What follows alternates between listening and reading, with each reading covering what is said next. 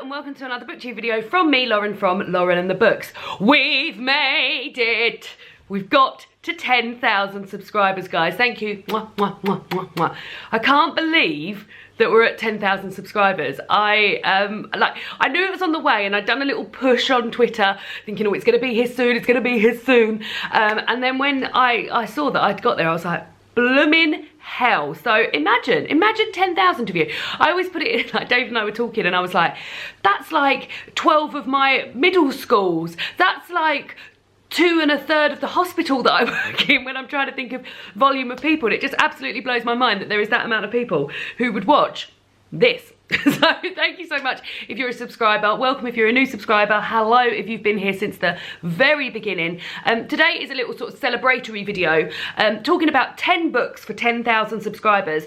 Books that have sort of, they punctuated my booktube journey, if you will, and I sort of went through, I didn't even look at my bookshelves, I went through my Goodreads since when I'd started Booktube, and looked at the books that I'd read over the years. So yeah, so I'm going to be doing that. First of all though, I thought I would mention, I now have a Patreon account. It was something that I was always going to do when I got to 10,000 subscribers, and I was looking forward to doing it. Patreon is a website where it's like a virtual tip jar for creators. So it might be people who have blogs, it might be musicians, it might be me who has a Booktube channel, where you are offered the chance to support booktubers and creators and things like that.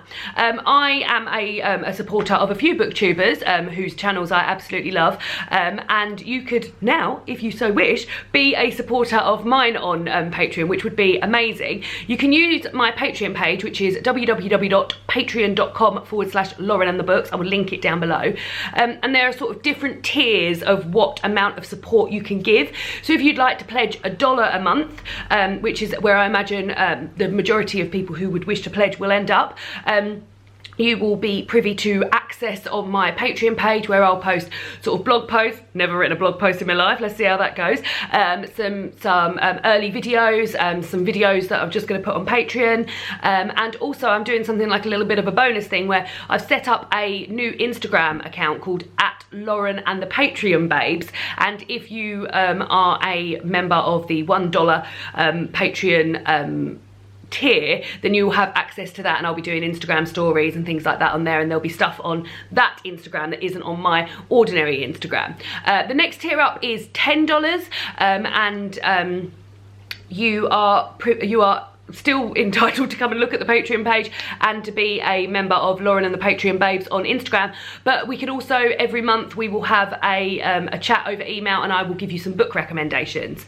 There's 10 slots available for that, I think. 10 slots available for that. So if that's something you're interested in, if you want to have a little chat every month over email with me and get some book recommendations, and that's there. And then the last one is $50, which will, I mean, I can't imagine anyone. I think Minnie's been very naughty over there. Minnie! I can't imagine anyone wanting to wants me $50 a month, but if you are that mad person, you'll have everything that you'll get entitled to from the $1 tier and the $10 tier, but also on the $50 tier, I will send you a book a month wherever you are worldwide. We'll still have the chat and talk about some recommendations, and then I will send you a book a month. So those are the tiers. I've got it already. This is what the website looks like. Lauren and the Books is creating videos. There I am, and these are the tiers. So yeah, if that's something you would like to do to support me, then I would love that so much. It's amazing that this is sort of something that I'm even putting out there. Like, I can't believe it. Just to also say, nothing will be changing on this channel. So if you don't want to support me in a monetary way, that's completely fine. Nothing will be changing on this channel, but that's just a little something extra. Also, I've got one eye on Minnie because she's being really naughty.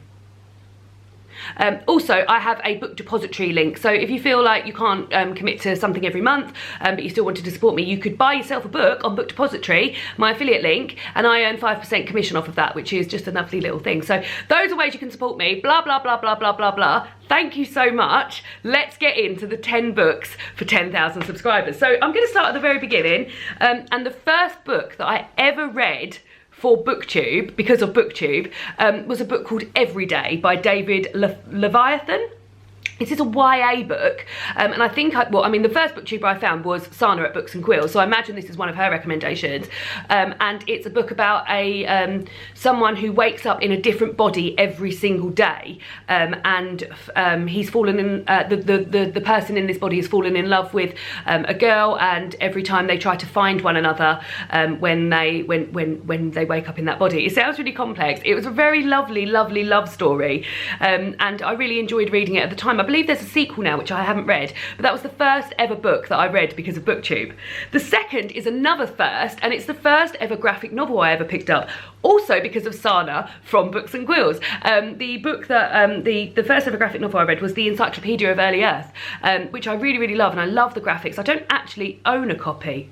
No, I don't think I do I? No, no, I don't. I got it out from the library. I remember because I went into the library, and my local library doesn't really have a very big selection of graphic novels, but it had that there, and I was like, this is like fate. So I took it home and read it, and really loved it. So that was the first graphic novel I read. Now for the third, it's a selection of books, and it's books that I've discovered, people that I've discovered through Booktube, and that I love them so much. I mean, obviously, the first one's not going to be a surprise to you. It's Daphne du Maurier. Also, another lovely thing about Booktube is that you get to meet some lovely pals, and I don't think I would have read as much Daphne du Maurier or loved, like, or ever got round to her if it hadn't been for Simon and Mercedes. So thanks, guys. They are both big Daphne du Maurier fans, and I absolutely love her writing. It's so atmospheric. It's so they're such like easy readable books for books that were written a long time ago. The plots are amazing, the characters are so well developed. I'm yet to read a book of hers that I haven't enjoyed, and I just love her, and I'm so happy that I mean, these are 5 of the books of hers that I've read. I've also read a few more. These are just the ones that I've given 5 stars, and yeah, I adore her, and I really wouldn't have discovered her if it hadn't been for Booktube. So happy. I'm actually going to read Jamaica Inn next month. Ange from Between the Pages is doing a read-along of Jamaica Inn on her channel, so I'm really looking forward to rereading that. I remember reading that. It's set like on the run up to Christmas, and I read it like on an autumn, on an August boiling day in a park, and I just remember where I read all of these, and I just love them, guys. I just love them. So, oh God, I've got it all set up here, but I haven't got anywhere to put it. I'll put it down here. So yeah, so the 4th author or book is also one that I discovered through Booktube and I love, and that is Chimamanda Ngozi Adichie. This is just a selection of some of her books. Americanah is one of my favourite books of all time, and I read this because of Booktube. This was one of Mercedes' favourite books of, and I can't remember what year, but I believe it might have been her favourite book of that year, and I picked it up from the library after seeing her, having read that, and it is one of my favourite books ever. I also really love her stuff on feminism. She's got 2 short books, We Should All Be Feminists and Dear Ijeawele, or a Feminist Manifesto in 15 suggestions, and I just adore Chimamanda Ngozi Adichie, and she's just someone that I wouldn't have I don't know how long it would have taken me to get to her if I hadn't seen Mercedes talking that time about this being her favourite book of the year. So I owe so much to you, Mercedes. Thank you so much.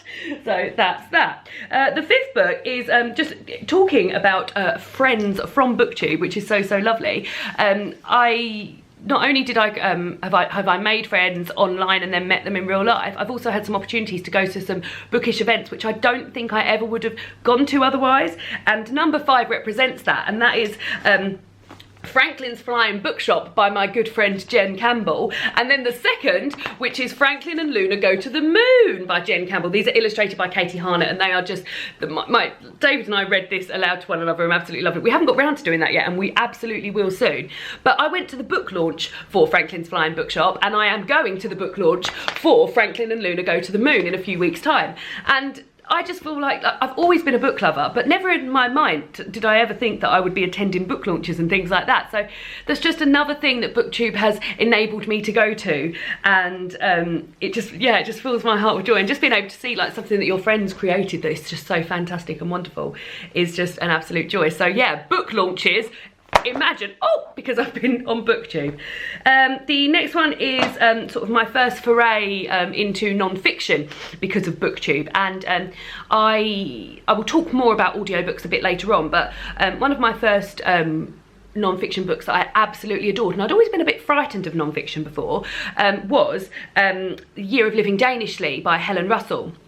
I listened to this on audiobook, and it tells it's a non-fiction account of Helen moving to Denmark for a year with her husband, who's got a job working for Lego, and they moved to a rural part of Denmark called Jutland, it's her documentation of her year of life there, and it's just told really in a really great way, like a really organised and well-structured way. So each month is represents something that they're going through in their life. So it might be that they have to use the healthcare service, it might be that they're talking about food that month, it might be that they go on holidays, they talk about holidays, and I just really loved it, and I really enjoyed the content, and I've listened back to it a few times. There's a chapter about Christmas, so obviously I love that, and I've listened back to it a few times, and yeah, I just find it really enjoyable, and I feel like off the back of that I told a lot of people about it, and people were like, oh, that's interesting, so very good. And then after I'd read that, quite a few people recommended to me a book called Names for the Sea, Strangers in Iceland by Sarah Moss, which is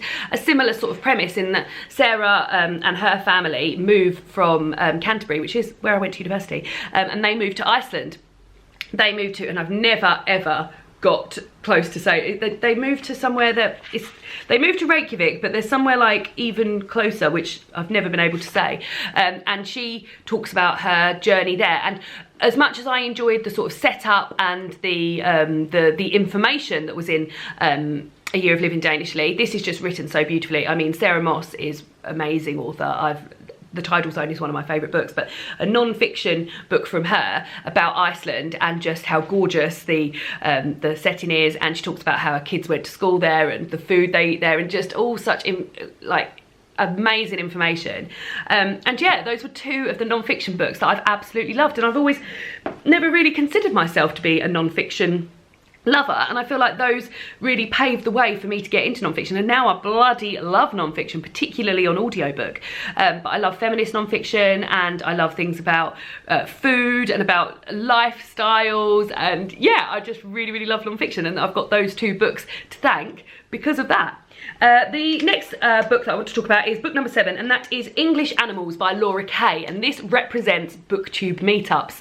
So being a booktuber, which is lovely, you, as I said, you meet friends and you meet up with people, and on one of those Booktube meetups where we normally do, well, I mean, we've only ever done a Booktube crawl around London where we go to independent bookshops and just have a lovely time, and one of those bookshops that we went into is a bookshop called Any Amount of Books, which is just down the road from where Harry Potter and the Cursed Child is, and it's a second-hand bookshop, and it has a lot of proof copies in there.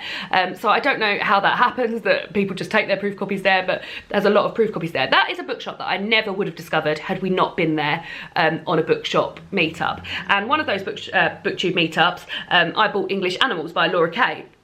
Mercedes and Simon both had it, and they were talking about it, and they said they were going to do a buddy read of it, and I picked it up, and I love this front cover so much, but I think it became my favourite book, I believe, of last year. I'm sure it was last year, and this is a book that I never would have picked up had I not been there with those two on that day, and from a bookshop that I would never have known about had I not been on a Booktube meetup. So bookshops and Booktube meetups are another amazing fun way that I have been enjoying Booktube. The next two are books that I don't have here with me. The first one is My Name is Leon, which I listened to on audiobook, and this is to sort of represent audiobooks in general. When I was younger, I used to listen to, when we used to go on holiday, we used to listen to tapes in the car, and I had a few sort of story tapes and some CDs and things like that. But through Booktube, I found out about Audible. Now, I imagine if I hadn't been on Booktube, I probably would have found out about this eventually. But through Booktube, I found out about Audible. And I listen to, I've always got an audiobook on the go. As I said earlier, I really love listening to non-fiction on audio, and that is where I will go to first. I will look and see if there's any non-fiction audiobooks that are new to me or interesting to me. But one of my favourite audiobooks I've ever listened to is My Name is Leon by Ijeawele.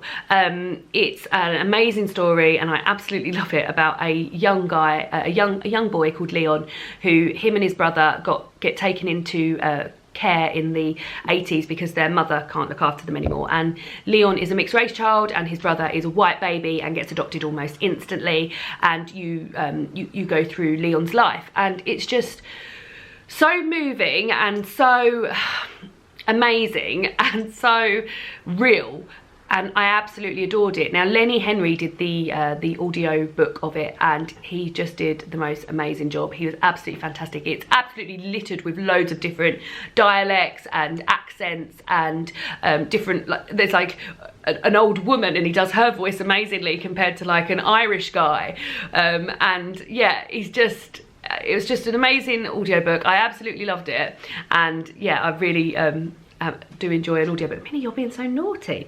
Then the next one, and I won't go into much detail about this because people get angry about it, but not all books I'm going to love that I found through Booktube. And one of my biggest disappointments was a book called My Brilliant Friend by Elena Ferrante. I'm really not going to go into much detail about this because every time I mention the fact that I hate this book, I get a lot of hate. I get a lot of hate about books, this book that I don't enjoy. But this was really, really hyped up on Booktube a couple of years ago. It's the first book in a series written by Elena Ferrante about herself growing up in Italy. Yeah, I just hated it. I thought, I just didn't like the plot, I didn't like the people, I just thought, I just didn't really like the writing, and I was really, really disappointed because I had really, really high hopes for it. So that just sort of goes to, that book represents, and I won't go into any more details in case I upset people, you're not always going to enjoy all the books all the time, guys. So that book represents that. And then the last book that I just wanted to talk about is a book that I have read this year. And off the back of Booktube, I have run a few events, which is madness. So something that I run seasonally is an event called Cozy Reading Night. We've got the Summer Cozy Reading Night coming up. It's actually a Cozy Reading afternoon towards the end of August. And so I've been running that quite a lot. But then I've also been running, I ran something in February for the first time this year, called Femuary, where I read books that were about and by women, and spoke about feminism and things like that. And the publisher, Hotkey Books, got in touch and asked me if I would like to read and review a book called Big Bones by Laura Dockrill. I previously read Laura Dockrill's thing, but this book for me just represents the amazingness I felt when being approached to ask if I would like to read a book for an event that I was running. And I just felt so proud, and off the back of it, just to also bloody love this book. This is like one of my favourite books of all time. I just adore Big Bone. I adore Bluebell, and just the whole book is just about food and a girl, body positivity, and just everything that I love in life. So to have a book that I love that much anyway, but just to be approached, to be asked to feature something on something that you're running on a channel that you've grown since it was a baby, is an amazing, amazing feeling. So that's what that last one was to recommend. So those are 10 books that I feel have represented my Booktube life so far. Can't believe I'm at 10,000 subscribers. Just thank you so much for subscribing, and for commenting and liking, and it really does mean so much. Like every day when I get the same excitement when I make a video as I did the first time I made it, and when I was getting the books together for this video, I was getting extra special fizzles because it was just really nice to sort of look back over the books that I've read and enjoyed, and perhaps not enjoyed, over the past few years. So thank you. Just to hammer it home a little bit more, guys, if you did want to support me on Patreon, I will link that down below, and also my Booktube, my book depository affiliate link, if you would also like to support me there. Thanks so much, guys. I really can't thank you enough, and I will see you all again soon for another Booktube video. Goodbye!